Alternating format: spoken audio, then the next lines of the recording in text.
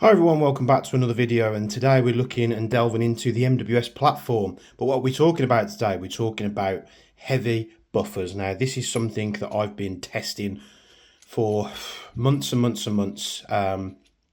This was actually the first prototype I made, and after it was done, it didn't really need much changing for my testing purposes. So what I'm doing today though is just showing you what it can do, and in slow motion, does it reduce bolt bounce, as what a lot of people refer to. Now, even though bolt bounce occurs, I've been running MWSs for so many years now, and I've never, ever once had an issue. The only issue I've ever had with an MWS is eventually breaking a nozzle spring after running a standard gun for like 3 or 4 years. So even though it does occur, I've never really had an issue with it, but a lot of people do. So I'd started working on something. Now this is the dead blow bolt buffer weight that I've been working on. The concept's very simple. It's a solid stainless buffer, which its main purpose was to increase the amount of felt recoil, which it does spectacularly. But then to give it a internal cavity. Now don't worry about this section, this is literally just a placeholder part, just so I can test, take the thing apart, put different bits and pieces in, and away we go. So the rear section of this bolt, if it does get made, I'm not too sure yet, will probably be a lot different. So this is literally just prototype.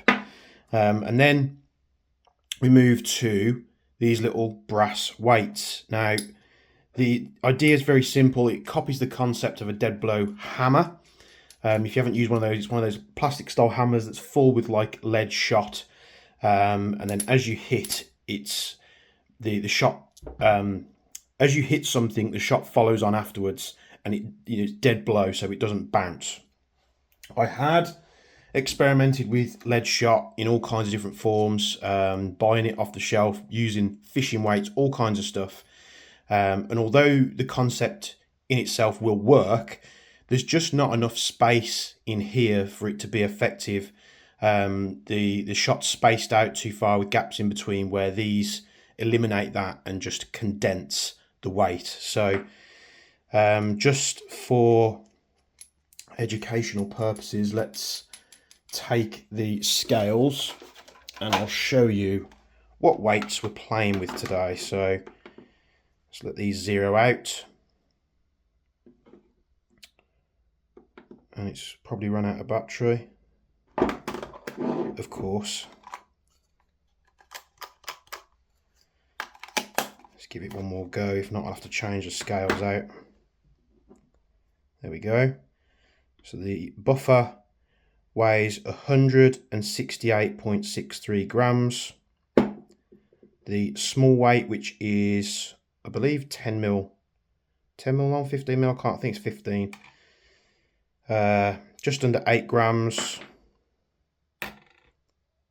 10.5, and 13.2. Now with the heaviest weight and the buffer, we're coming out to just over 181 grams, 182 grams thereabouts.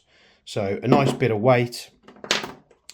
To compare that for you, let's take a standard Marui, if I can get one out. Let's take it off. This is a Mark 18, and everything in the rear section is all standard. So I thought it'd be a good little control to use for the tests.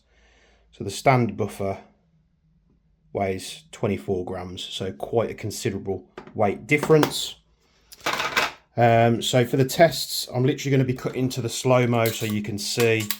Otherwise, there's not really much you can see in real time. The one thing that I will say, which is quite surprising as we get back on camera, is the results didn't turn out the way I thought they would. So let's get to the slow-mo. I'll put little bits of text to tell you which weight's running at that particular time, what we're doing, and I'm also going to test this stuff in full auto and on the double eagle Noveski M4, because I know a lot of you are probably going to ask me to do it on that platform as well, so we'll do it on that platform as well, and we'll come back when I'm finished.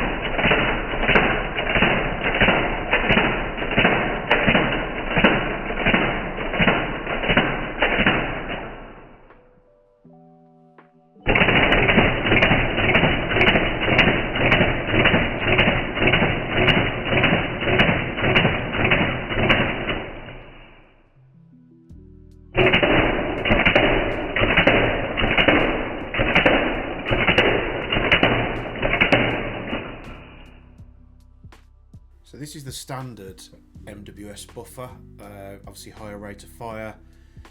You can just notice the recoil here. This is just normal, standard components throughout. The only difference being I've got a little buffer in the back of the stock to protect it with the heavy recoil kit. As we move over to the heavy buffer, you'll see the nozzle does struggle a little bit. It's on the standard nozzle spring, so this is probably something that you'd change out. But the noticeable recoil, the rate of fire has dropped right down, but the recoil, it's probably hard to see in slow motion, but it really does throw your arms about. We're going to fit these bits into the Noveski N4 next, and what you'll notice is it really doesn't like the heavy buffer. I think it's just a little bit too much for the gas system. So here it is. This is the standard speed, obviously in slow motion, standard buffer, no problem at all.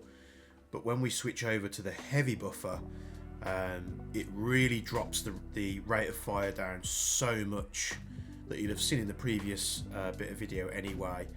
Is just the recoil and the sort of reduction in rate of fire is just so significant in this platform compared to the MWS.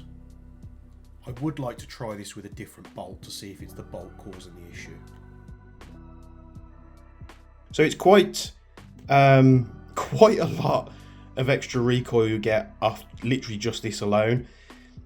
After the fact, a lot of people tell you don't fit heavy buffers. It makes, there's certain people out there that say it makes the bolt bounce worse. Now, this test completely negates that. From what I've just been looking over quickly on my phone, bear in mind, once this is going to post edit, it might be different. So don't go down to the comments without listening to this little section I'm talking about here. But it seemed like at a quick glance that the heavy buffer alone minimized a lot of the bolt bounce. And then we went through the different weights, just adding a little bit more weight, but the weight isn't the key aspect here. What is this sits inside the bolt comes back, it hits this side, and as it comes forward, as the bolt hits the front face of the receiver, this then follows. It's only a tiny bit of weight, about 13-14 grams, just hits there like a secondary hammer just to try and keep the bounce forward. Now, you'll have to watch the video, watch the slow-mo, and let me know what you think down in the comments below. There's various other products out there. I'm not saying I'm the only person that's done this. There's various companies out there that have done different bolts out of aluminium and put weights in there. So I'm going to carry on messing around, see what's going to be the best setup, analyse the footage in great detail, and then once I've found the best setup, the rear section of this will probably be redesigned. If I find that the extra weights don't really do much at all, it'll probably be made just as a solid bolt, and then we'll figure some kind of damper at the back. But this was firing it without a damper.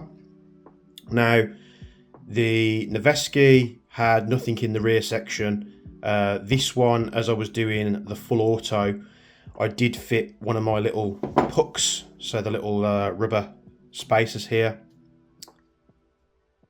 So these are just rubber style pucks. Now I was fitting the second thinnest one, and that was just to absorb a little bit of the impact of that solid stainless hitting the end. That was the only reason that I fitted it. So if we do go for something like that, maybe we'll come up with a rubber section that sits on the back. Who knows? We'll get to that point when we're there. Thank you very much for tuning in this video. Of course, this is a video put out there just so we can all, investigate this thing together. Get involved with the video, comment down below what you think, and from me and Bench, as always, we'll see you in the next one.